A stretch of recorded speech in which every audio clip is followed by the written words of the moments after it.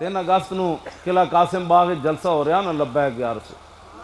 میں بہت ساریاں تقریراں چھپا کے اجے رکھیاں انو دن کرنیاں. یہ تو میں ہاں جی بہت ساریاں دیہڑی راتی کام ہی اور کوئی نہیں یہ یاد کرنے رہا. ہاں جی میں نو حضور دے خطبات بھی یاد ہیں. غزوہ احد جڑا حضور نے خطبہ دیتا جے بندہ سنے تو ویسے ہی نچن لگ پاؤں.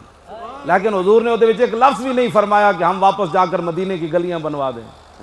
ایک گلیاں نہ تو تسی اپنے ایمان ویچن چلیا گل تو وچ ہو رہے. ہاں جڑا گلی تے ایمان ویچی بیٹھا ہوئے انہوں کی پتہ ہے امیر حمزہ دا جگر کلیجہ کیویں کڈیا گیا. چھڈ دے وہ بڑی ہو گئی گلیاں نال ووٹ دیتے تسی. ہاں تے اپنے جناب وڈیریاں نال تے چودھریاں نال تے ملکاں نال تے جناب ٹواڑیاں نال تے زرداریاں نال تے بے نظیراں نال تسی کہ تے قیامت نو پتہ لگے گا نا. جاندے جاندے بے نظیر انج بھی مر گئی.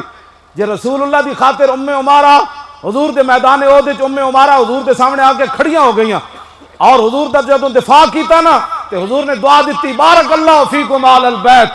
2 پتر تے شوہر بھی لڑن آئے بیٹھے سی.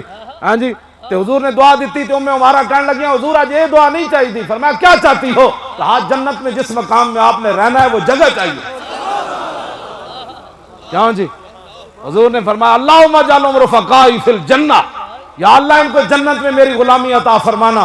تو عمارہ پتہ کی کہنے لگیاں ما اصابنی من امر الدنیا. بس بس بس بس بس حضور یہی دعا چاہیے تھی. اب دنیا میں کیا مصیبت آتی ہے ہمیں اس کی کوئی پرواہ نہیں.